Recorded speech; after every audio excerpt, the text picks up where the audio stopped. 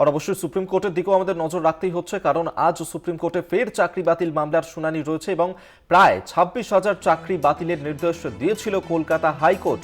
আর সেই নির্দেশে চ্যালেঞ্জ করা হয় সুপ্রিম কোর্টে, শীর্ষ আদালতে সেই মামলার শুনানি হতে চলেছে আজ। এবং এই শুনানি পর্বে ঠিক কি হতে পারে অবশ্য সেদিকেই নজর থাকবে, কারণ এর আগেই আমরা দেখেছিলাম যে প্রায় 26,000 চাকরি বাতিল করা হবে এমনই নির্দেশ দেওয়া হয়েছিল কলকাতা হাইকোর্টের তরফ থেকে। এবং সেই বিষয়কেই চ্যালেঞ্জ জানিয়ে সুপ্রিম কোর্টের দ্বারস্থ হয়, সুপ্রিম কোর্টে সেই নিয়ে মামলা চলতে থাকে। এর আগেও একাধিকবার শুনানি হয়েছে, আজ ফের এই মামলার শুনানি হতে চলেছে। পল্লব চট্টোপাধ্যায় আমাদের সঙ্গে টেলিফোনে রয়েছেন প্রতিনিধি, এই নিয়ে আরো বিস্তারিত জানবো পল্লবদার কাছে। পল্লবদা, দেখো, ওই ৭৭টি ওবিসি সম্প্রদায়কে অন্যান্য অনগ্রসর শ্রেণীতে অন্তর্ভুক্তি নিয়ে যে বিতর্ক, সেখানে কলকাতা হাইকোর্ট ওই অন্তর্ভুক্তিটা বাতিলটা করে দেয় এবং তার জেরেই কিন্তু পশ্চিমবঙ্গ সরকার সুপ্রিম কোর্টে আবেদন রেখেছে। সেই আবেদনের শুনানি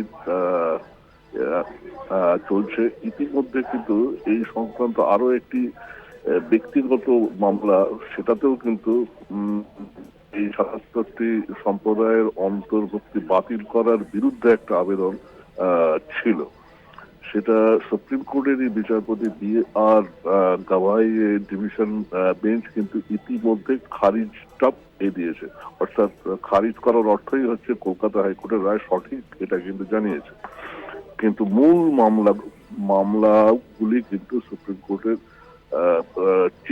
চিফ জাস্টিসের ডিভিশন বেঞ্চে বিচারাধীন এবং সেই বেঞ্চ জানিয়ে দিয়েছে যে সুপ্রিম কোর্টে গ্রীষ্মের ছুটির আগেই তারা কিন্তু এই মামলার নিষ্পত্তিটা করতে চায়। এবং ইতিমধ্যে ন্যাশনাল ব্যাকওয়ার্ড ক্লাস যেটা আছে সেই এর থেকে কমিশনের থেকে কিন্তু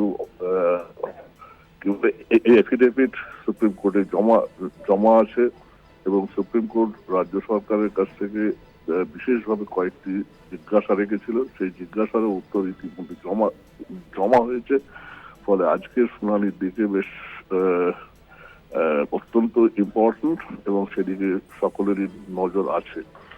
হ্যাঁ, ধন্যবাদ পল্লবদা তোমায়। পল্লব চট্টোপাধ্যায় আমাদের সঙ্গে টেলিফোনে ছিলেন প্রতিনিধি।